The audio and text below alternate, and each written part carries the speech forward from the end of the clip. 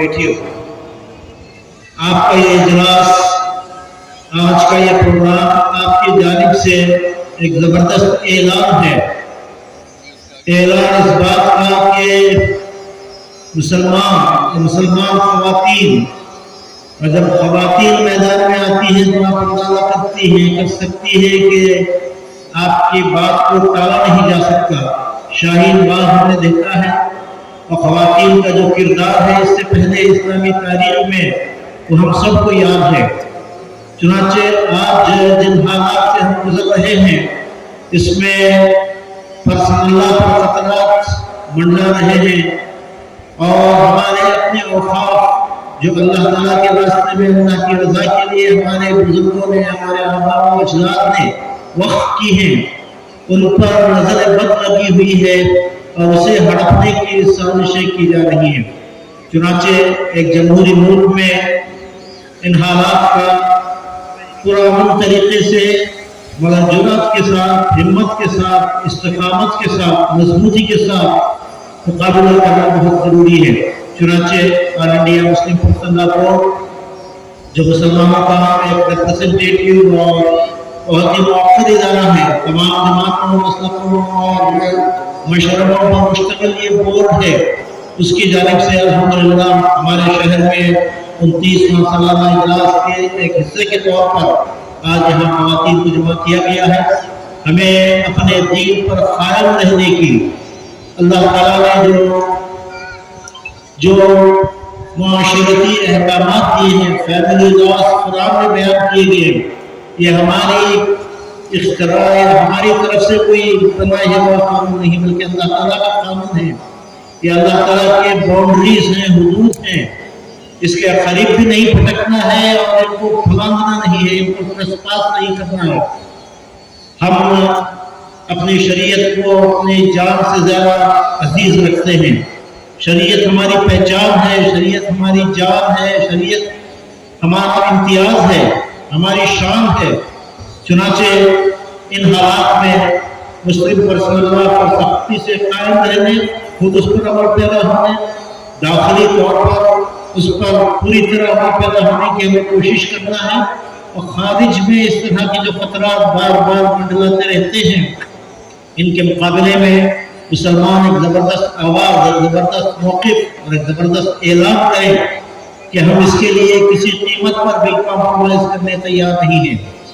اور پرسنل لا کی طرح یہاں اوقاف پر جو خطرات اس وقت امینڈمنٹ ایکٹ کے ذریعے لانے کی کوشش کی جا رہی ہے، جس کی تفصیل ابھی آپ کے سامنے آئی ہے، تو اپنے اوقاف کی حفاظت کے لیے اللہ تعالیٰ کے راستے میں جو چیز وقف کر دی گئی ہو اس کی حفاظت، اس کا صحیح استعمال، یہ ہماری ذمہ داری ہے اور اس کے لیے جواب دہ ہیں۔ آج مختلف بہانوں سے ہمارے ان ایسٹس کو، اثاثوں کو ہڑپنے کی، اور اگرچہ کہ ہمارے ملک کا دستور ایکویلٹی کا، جسٹس کا، فریڈم کا اور فریٹرنٹی کا دعویٰ کرتا ہے، مگر یہ تمام اصول اس سے متاثر ہوتے ہیں۔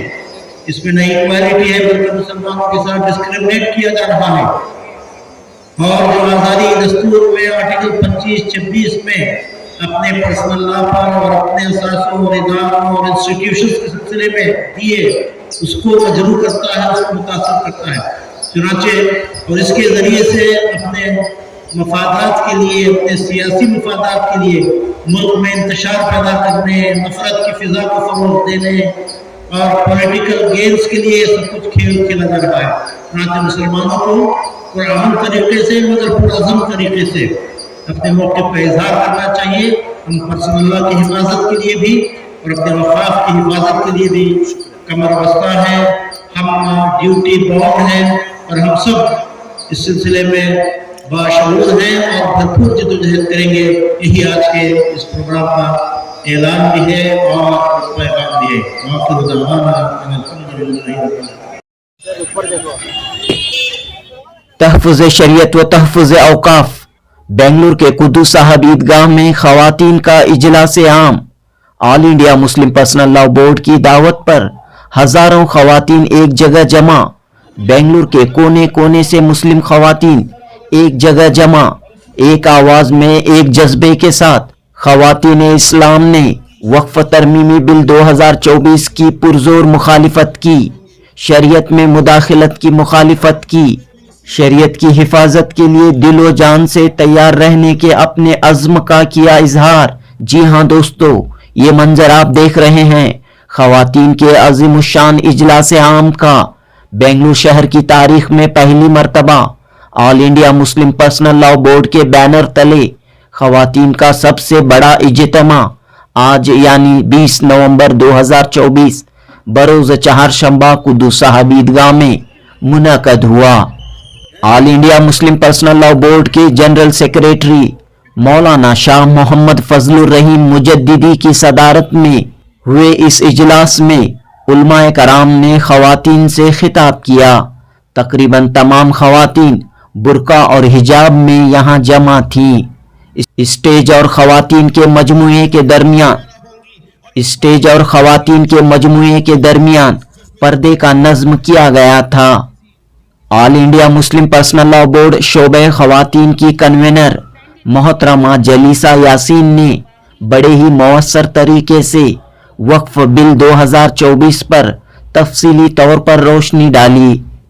ایک خاتون نے تمام خواتین کو یہ بات سمجھائی کہ موجودہ مرکزی حکومت وقف قانون میں کیا کیا تبدیلیاں لا رہی ہے، مسجدوں، عیدگاہوں، قبرستانوں، درگاہوں اور وقف کی ملکیت پر کیا کیا اثرات ہوں گے۔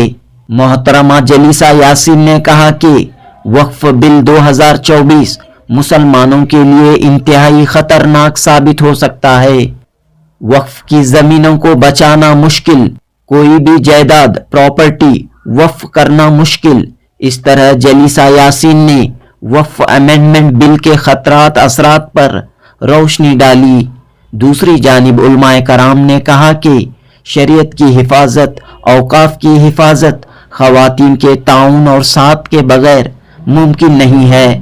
مرد حضرات کے ساتھ خواتین بھی اپنی آواز بلند کریں تاکہ حکومت وقف بل کو واپس لے۔ اس اجلاس میں وقف بل کے علاوہ شریعت کی حفاظت کے لیے خواتین کے رول پر، خواتین کی ذمہ داریوں پر علماء کرام نے خطاب کیا اور اس بات پر زور دیا کہ خواتین اپنے گھروں کو، اپنے بچوں کو دیندار بنائیں، شریعت کے اصول پر پابند رہیں۔ صدر اجلاس مولانا محمد فضل الرحیم مجددی نے کہا کہ فیشن کے نام پر بے حیائی پھیلائی جا رہی ہے، مسلم لڑکیاں ارتداد کا شکار ہو رہی ہیں اور خواتین کو ٹارگٹ بنا کر مذہب اسلام کے خلاف آئے دن غلط پروپیگنڈا کیا جا رہا ہے، جبکہ مذہب اسلام نے سب سے پہلے خواتین کے حقوق، خواتین کے مقام و مرتبے کو بیان کیا ہے۔ مولانا مجددی اور تمام علماء نے اس بات پر زور دیا کہ شریعت کی حفاظت کے لیے ضروری ہے کہ مرد و خواتین شریعت پر عمل پیرا رہیں، مکمل طور پر شریعت پر چلیں۔ حکومتیں اگر شریعت میں مداخلت کریں تو بھی اس کا اثر نہیں ہوگا۔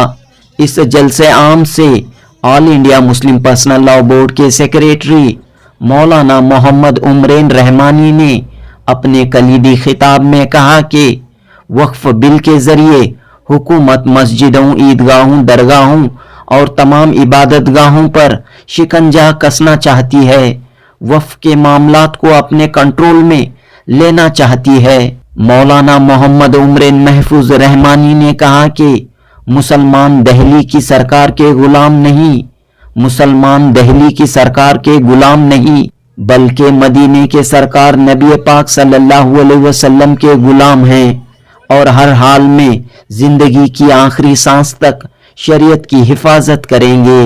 اس اجلاس سے کرناٹک کے نمائندہ علماء کرام مولانا افتخار احمد قاسمی، مولانا تنویر پیرا ہاشمی، مولانا مقصود عمران رشادی، مولانا زین العابدین رشادی نے خطاب کیا۔ جماعت اسلامی ہند کرناٹک کے امیر حلقہ ڈاکٹر محمد سعد بلگامی نے کہا کہ CAA کے موقع پر جس طرح خواتین نے اہم رول ادا کیا تھا، آج ایک بار پھر خواتین शरीयत की हिफाजत, औकाफ की हिफाजत के लिए अपनी आवाज़ बुलंद करें। इस तारीखी व यादगार इजलास के कन्वेनर फयाज शरीफ और सलमा शरीफ ने इजलास के इख्तिताम पर सबों का शुक्रिया अदा किया। जनूबी हिंद न्यूज़ रिपोर्ट।